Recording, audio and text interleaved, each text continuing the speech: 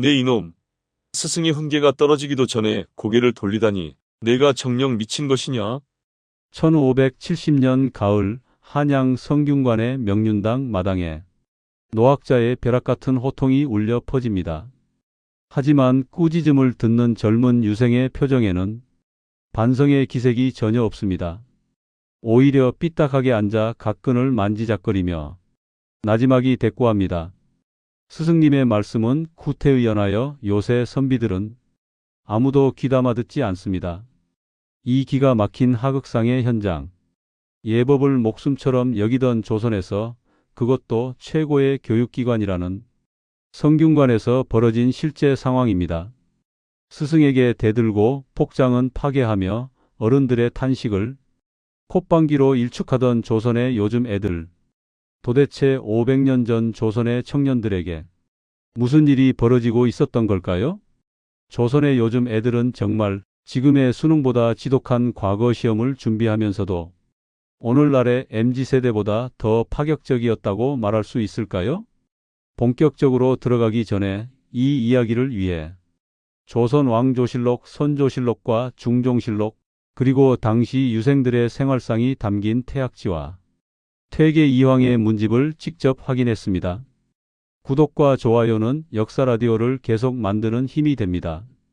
감사합니다. 이 기막힌 세대 갈등의 뿌리를 찾기 위해서는 조선이 세워지고 성균관이 기틀을 잡아가던 건국 초기로 거슬러 올라가야 합니다.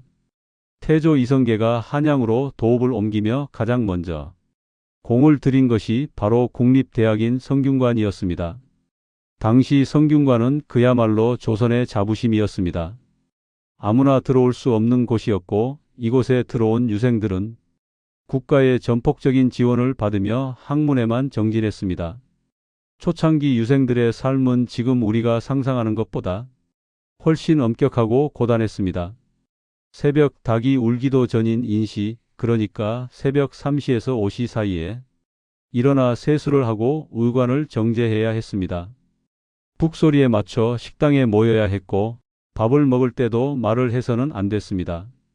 스승을 만나면 길가에 서서 머리를 숙여야 했고 감히 스승의 그림자조차 밟지 않는 것이 당연한 상식이었습니다. 선비의 길이란 곧 예, 즉 올바른 도리를 실천하는 길이었으니까요. 하지만 시간이 흘러 나라의 기틀이 잡히고 평화가 지속되자 청년들의 생각도 조금씩 꿈틀대기 시작합니다. 1400년대 중반을 넘어서며 성균관의 공기는 미묘하게 변해갑니다. 유생들은 더 이상 조용한 공부벌레가 아니었습니다. 국가 정책이 자신들의 신념과 맞지 않으면 집단 식사 거부인 권당을 선포하고 단체로 짐을 싸서 학교 밖으로 나가버리는 집단행동을 하기 시작한 겁니다. 임금조차 이들의 눈치를 봐야 할 만큼 청년 유생들은 하나의 강력한 권력 집단으로 성장했습니다. 문제는 이들의 목소리가 커질수록 기성세대와의 마찰도 잦아졌다는 점입니다. 1500년대 중종과 명종 시기에 이르면 실록 곳곳에는 요즘 유생들의 기강이 무너졌다는 탄식이 기록되기 시작합니다. 스승이 훈계하면 그건 스승님 생각일 뿐입니다 라고 대꾸하거나 아예 스승의 인격적인 결함을 찾아내 조정에 고발하는 일까지 벌어집니다. 군사부일체, 즉 임금과 스승과 부모는 하나라는 절대적인 가치가 흔들리기 시작한 것입니다. 어른들의 눈에 비친 유생들은 더 이상 나라를 짊어질 든든한 제목이 아니었습니다. 통제 불능의 요즘 것들이라는 인식이 퍼져나갔지요. 유교적 질서로 세워진 나라에서 가장 유교적이어야 할 청년들이 왜 가장 먼저 예법을 거부하고 나선 걸까요? 그들이 꿈꾸던 세상은 어른들이 만들어 놓은 세상과 무엇이 달랐을까요? 단순히 버릇없는 청년들의 일탈로 치부하기엔 그 갈등의 골은 깊고도 날카로웠습니다. 그리고 이 갈등은 비단 태도나 말씨에만 머물지 않았습니다. 이제 유생들은 자신들의 정체성을 표현하기 위해 기성세대가 가장 중요하게 생각했던 선비의 겉모습을 건드리기 시작합니다. 이름하여 조선판 복장 파괴와 유행의 물결이 성균관을 덮치게 된 것입니다. 도대체 조선의 MZ 선비들은 어떤 옷을 입고 거리를 활보했길래 대신들이 망국을 운운하며 분노했던 걸까요? 퇴계 이황 선생이 뒷목을 잡게 만든 유생들이 화려하고도 발칙한 변신이 시작되고 있었습니다.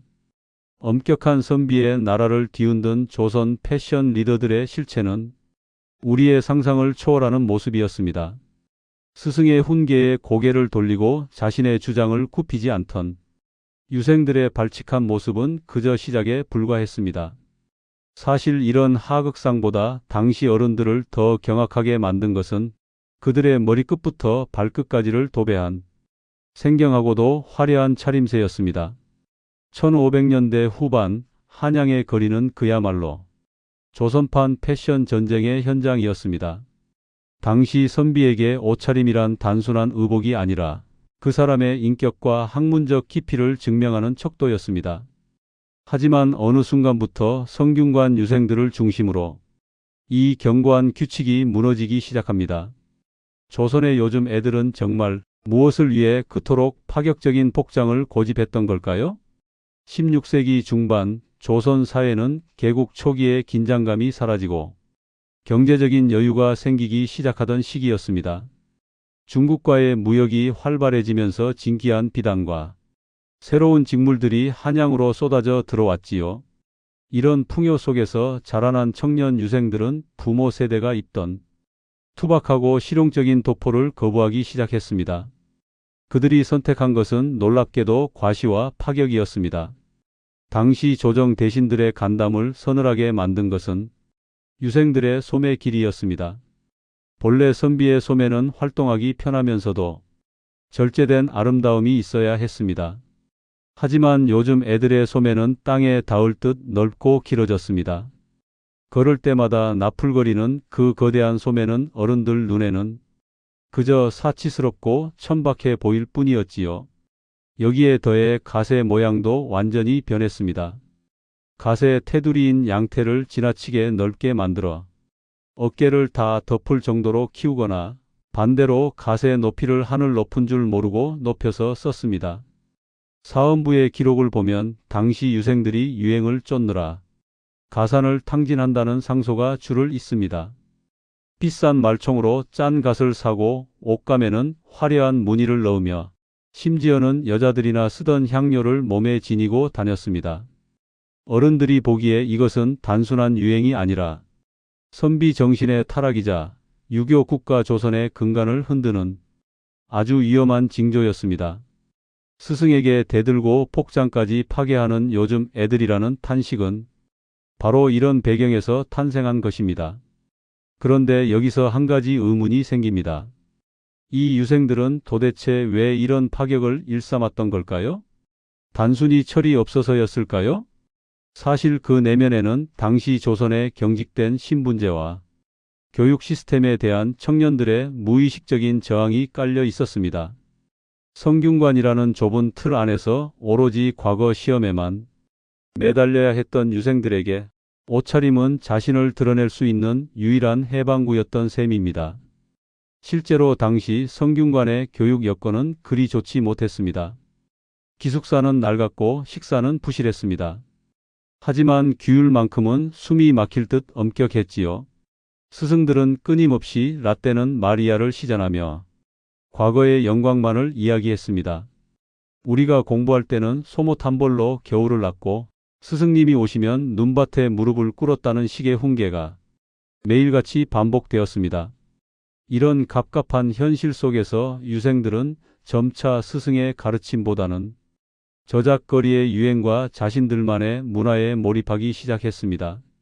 이런 현상은 신분 질서의 변화와도 맞물려 있었습니다. 돈을 번 상인들이 양반의 옷차림을 흉내내기 시작하자 진짜 양반인 유생들은 자신들을 차별화하기 위해 더욱 극단적이고 화려한 유행을 만들어냈던 것입니다.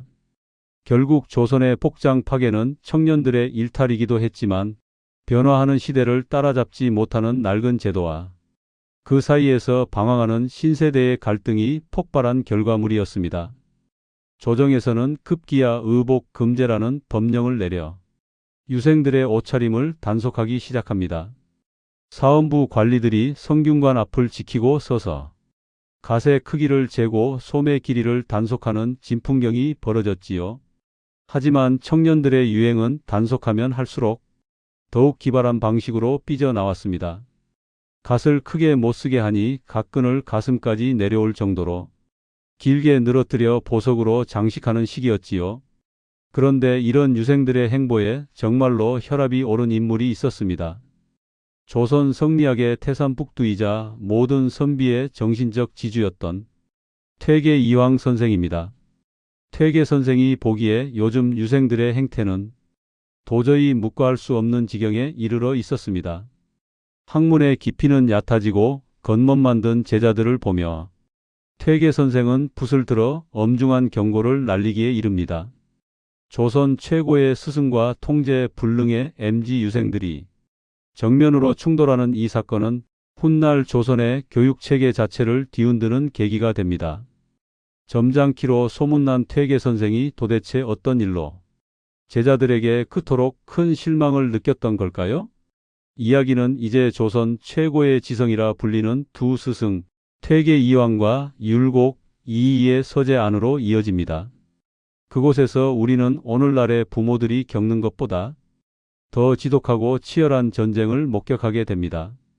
화려한 갓끈을 휘날리며 성균관 마당을 누비던 청년들, 그들의 파격적인 행보가 계속되던 1500년대 중반의 어느 날이었습니다. 조선 성리학의 거목 퇴계 이황 선생은 제자들의 공부방을 둘러보다가 그만 할 말을 잃고 맙니다. 책상 위에는 성현의 말씀이 담긴 경전 대신 저작거리에서 유행하는 야릇한 소설책이 놓여 있었기 때문입니다. 유생들은 스승이 다가오는 줄도 모른 채 누가 더 비싼 말총으로 만든 갓을 샀는지 자랑하기에 여념이 없었습니다.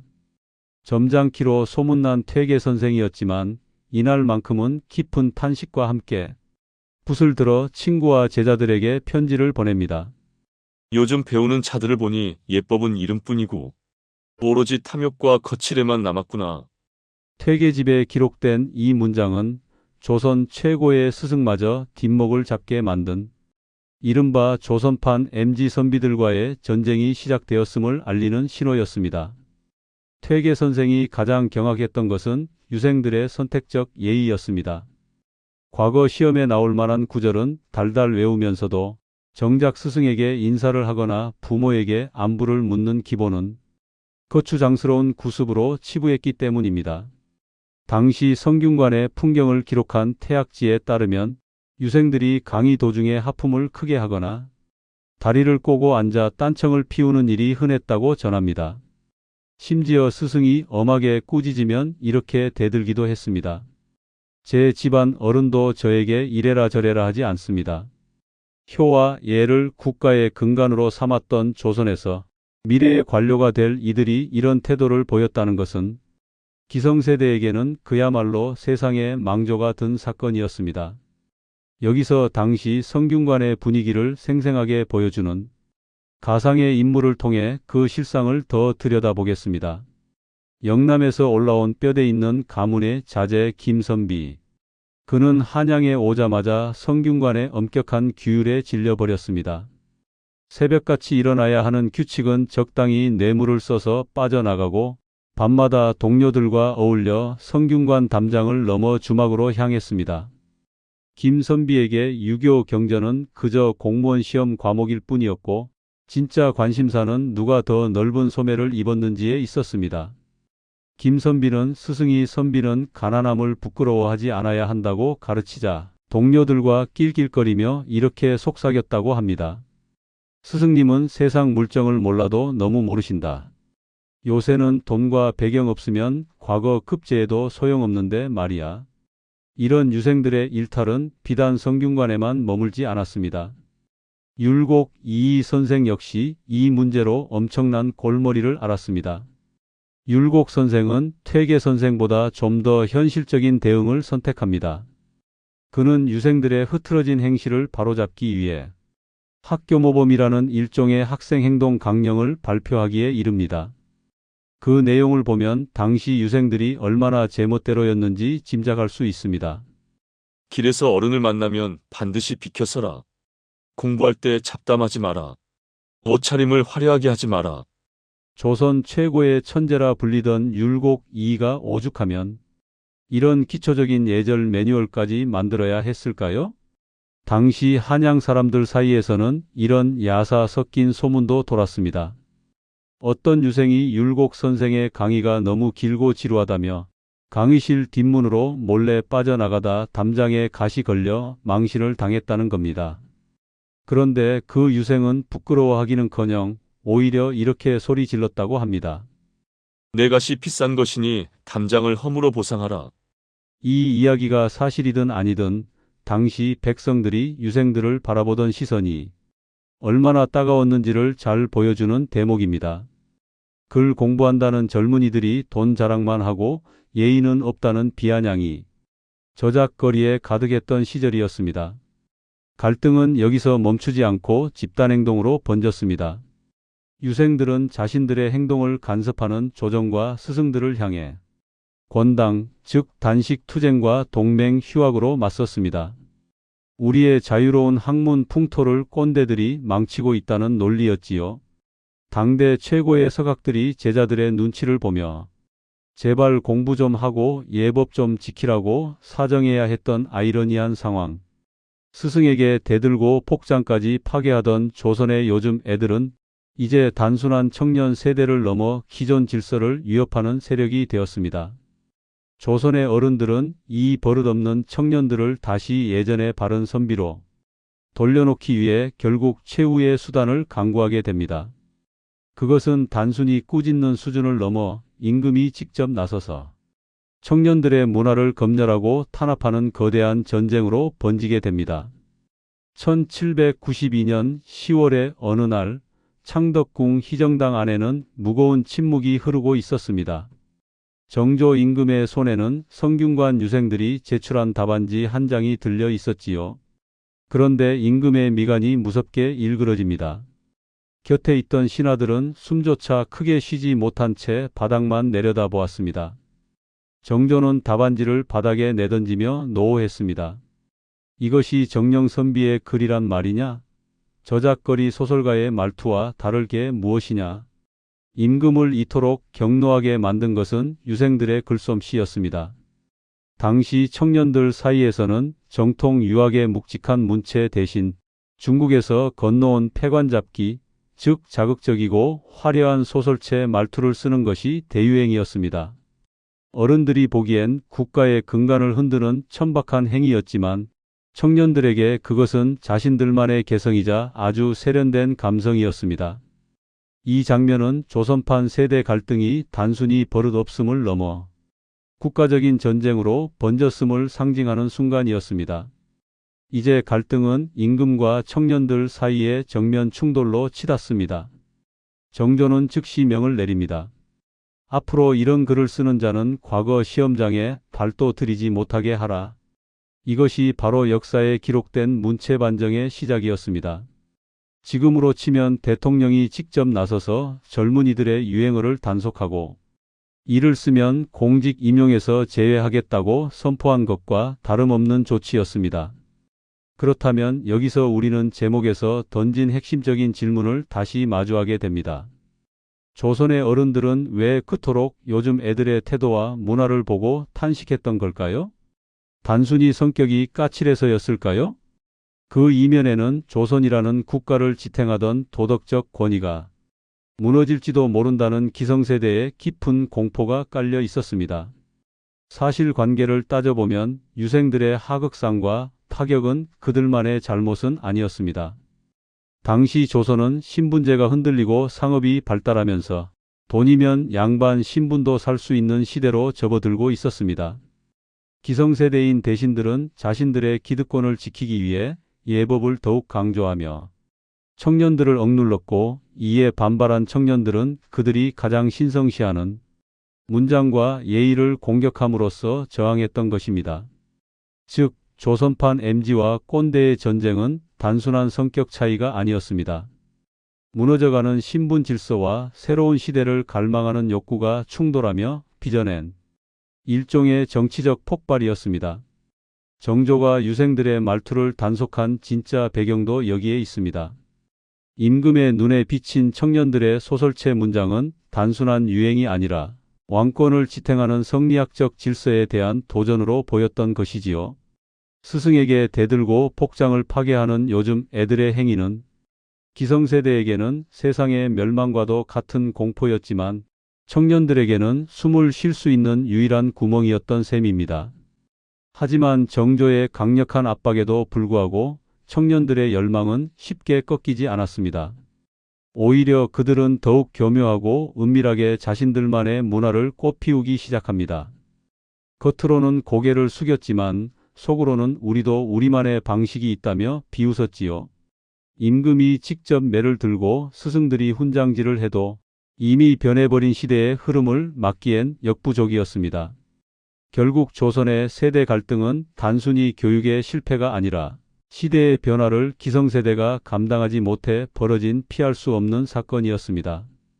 꼰대라고 불리던 어른들은 끝내 청년들의 마음을 돌려 세우지 못했고 MZ라 불리던 유생들은 자신들이 파괴한 그 질서 위에서 새로운 조선의 몰락과 변화를 동시에 목격하게 됩니다. 그렇다면 이 치열했던 전쟁의 끝에서 남은 것은 무엇일까요? 그리고 훗날 역사는 이 버릇없는 청년들을 어떻게 평가했을까요? 어른들의 탄식 속에 가려진 진실, 그리고 그 갈등이 조선의 운명을 어떻게 바꾸어 놓았는지에 대한 깊은 이야기는 이제 마지막 결론을 향해 갑니다. 역사의 상흔 뒤에 숨겨진 조선 청년들의 진짜 속마음은 무엇이었을까요? 과연 조선은 정말 그 요즘 애들 때문에 망했던 것일까요? 아니면 우리가 미처 알지 못했던 또 다른 진실이 숨어 있었을까요? 정조 임금의 서슬 퍼런 꾸짖음과 퇴계 선생의 깊은 탄식. 그 거센 압박 속에서도 조선의 청년들은 끝내 고개를 완전히 숙이지 않았습니다. 겉으로는 반성문을 쓰고 도포자락을 여몄을지 몰라도 그들의 가슴 속에는 이미 기성세대가 이해할 수 없는 새로운 세상이 꿈틀대고 있었기 때문입니다. 그렇다면 여기서 우리는 한 걸음 더 들어가 질문을 던져봐야 합니다. 왜 조선이라는 견고한 유교 사회에서 이토록 격렬한 세대 갈등이 반복해서 터져 나왔던 것일까요? 단순히 청년들이 버릇없었거나 어른들이 고집불통이었기 때문일까요? 역사적 사실을 바탕으로 합리적인 해석을 더해보면 이 갈등의 이면에는 조선의 신분제와 경제 구조의 대변동이라는 거대한 파도가 일렁이고 있었습니다.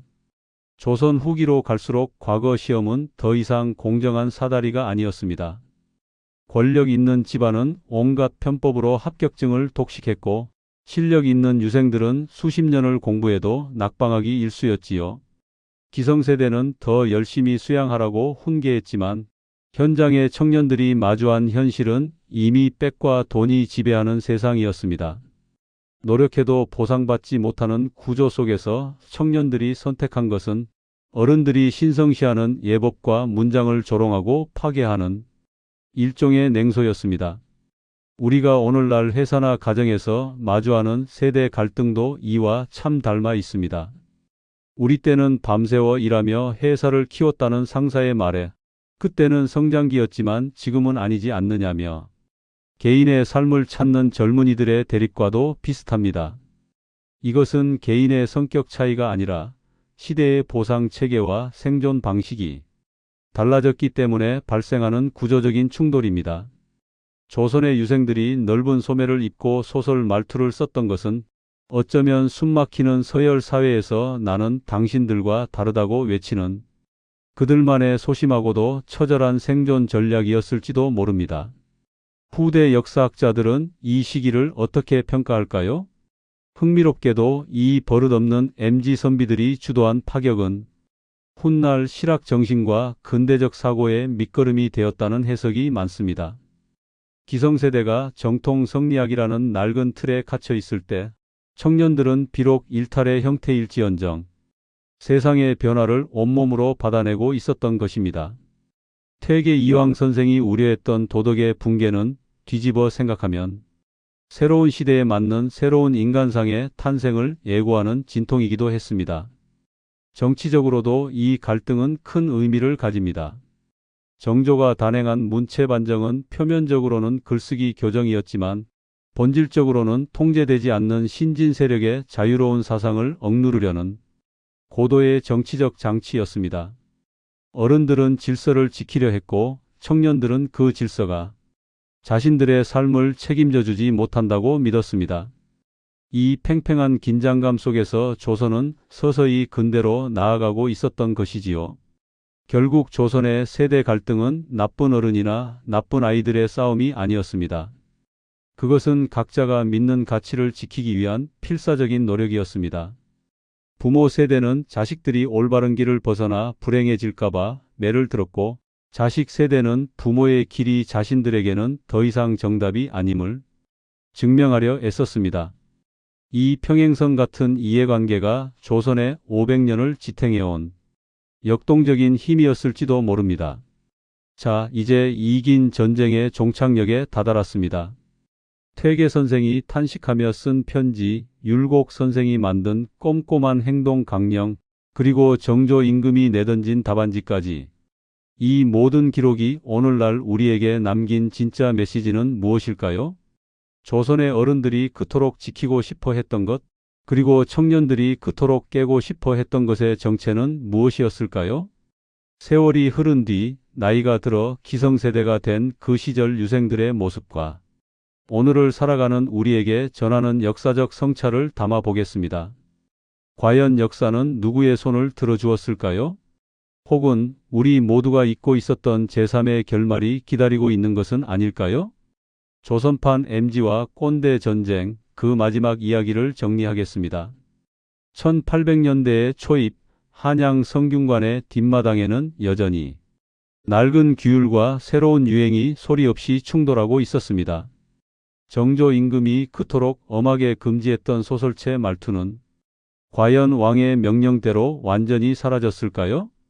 기록을 보면 실상은 전혀 그렇지 않았습니다. 임금의 서슬 퍼런 단속이 지나간 뒤에도 유생들은 보란듯이 더 은밀하고 세련된 방식으로 자신들만의 문화를 꽃피웠습니다.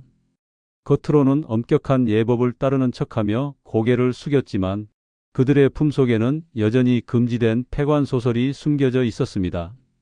한때 단속의 대상이었던 넓은 소매는 조금씩 다시 넓어졌고, 어른들이 지키려 했던 전통은 청년들이 갈망하던 자유를 끝내 완전히 잠재우지 못했습니다. 시간이 흘러 스승의 뒷목을 잡게 했던 그 혈기왕성한 MG 유생들도 어느덧 머리 희끗한 중신이 되었습니다. 조정의 핵심 자리에 앉게 된 그들에게서 흥미로운 변화가 나타납니다. 그들 역시 나이가 들자 자신들의 뒤를 잇는 청년들을 보며 과거의 스승들과 똑같은 탄식을 내뱉기 시작한 것입니다. 요즘 젊은 선비들은 문장이 가볍고 예의가 없어 큰일이다. 500년 전 퇴계와 율곡이 했던 그 걱정 어린 꾸짖음을 한때 반항하였던 그들이 토시 하나 틀리지 않고 반복했습니다. 세대 갈등은 결국 어느 한쪽이 옳아서 끝나는 전쟁이 아니라 인간이 나이를 먹고 시대가 변하며 겪게 되는 역사의 영원한 굴레였던 셈입니다. 우리는 흔히 조선시대를 고리타분하고 꽉 막힌 사회라고 생각하지만 실록과 문집 속의 진짜 조선은 끊임없이 새로움을 추구하는 청년들과 이를 다독이며 질서를 유지하려던 어른들의 에너지가 부딪히던 곳이었습니다. 퇴계의 탄식은 제자들에 대한 깊은 애정이었고, 정조의 경로는 나라의 정체성을 지키려는 절박함이었습니다. 반대로 유생들의 파격은 변화하는 세상을 향한 몸부림이었지요. 오늘날 우리가 일상에서 마주하는 갈등도 이와 참 닮아 있습니다. 명절날 만난 손주들의 옷차림이나 말투가 영 마음에 들지 않아 입술을 달싹이게 되는 그 찰나의 순간 말입니다.